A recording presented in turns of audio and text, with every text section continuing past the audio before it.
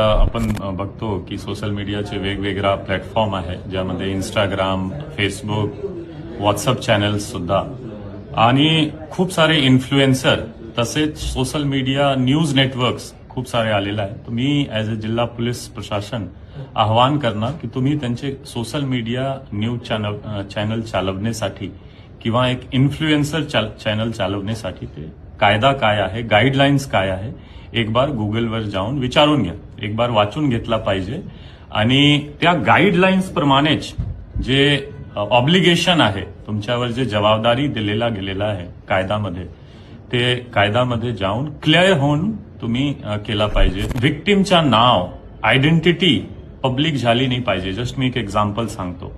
आज जर कोणी न्यूज चॅनल किंवा इन्फ्लुएन्सर चॅनल असा नाव पब्लिक करत असेल तर त्यांच्यावर सिरियस गुन्हे दाखल होऊ शकतो. म्हणून गाईडलाईन्स क्लिअर करून घ्या. आयपीसी, सीआरपीसी किंवा नवीन जे क्रिमिनल ऍक्ट्स आहे त्यामध्ये पब्लिकेशन बद्दल काय काय गाईडलाईन्स आहे हा क्लिअर होऊन गेला पाहिजे. दुसरी जे एक मोरल रिस्पॉन्सिबिलिटी, पहिला तो झाला लिगल रिस्पॉन्सिबिलिटी, मोरल रिस्पॉन्सिबिलिटी पण आहे. मोरल रिस्पॉन्सिबिलिटी काय की तुमच्यावर एक जबाबदारी आहे, तुमची फॉलोअरशिप मोठा आहे, ते एक पॉझिटिव्ह मेसेज गेला पाहिजे. फक्त व्ह्युअरशिपसाठी किंवा आपण जे म्हणतो टीआरपी साठी की आम्ही काहीतरी एक इन्फ्लेमेबल न्यूज देणार, आमच्यावर व्ह्युअरशिप जास्त येणार, तो हा शॉर्ट टर्म टीआरपी मेंटॅलिटी ठेवू नका.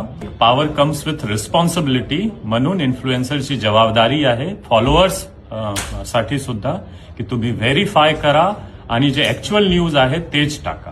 तो असा 2-3 माहिती जे मी सांगणार की फर्स्ट गाईडलाईन्स बघून घ्या, मोरल रिस्पॉन्सिबिलिटीची भान असली पाहिजे आणि पब्लिकेशन जे तुम्ही करत आहे पॉझिटिव्ह मेसेजची झाला पाहिजे. असा नाही की इथे हा प्रॉब्लेम आहे, त्यात काय सोल्युशन काय होऊ शकतो त्यावर सुद्धा दिला पाहिजे. युथची एक मोठी आज एंगेजमेंट आहे सोशल मीडियामध्ये आणि मीडिया जे असतो 4th पिलर ऑफ डेमोक्रेसी आहे, तो हा मध्ये खूप एक मोठी जबाबदारी सुद्धा तुमच्याकडे येतो. I wish you all the best. तुम्ही चांगला इन्फ्लुएन्सर आहे नांदेडमध्ये खूप आणि चांगला काम तुम्ही सर्व करत आहात, पण तरी सुद्धा एक जे जबाबदारी आहे लीगल आणि मोरल दोन्हीवर थोडासा क्लॅरिटी करून तुमची सोशल मीडिया चॅनल्स किंवा न्यूज चलवा. Thank you so much. जय हिंद, जय महाराष्ट्र.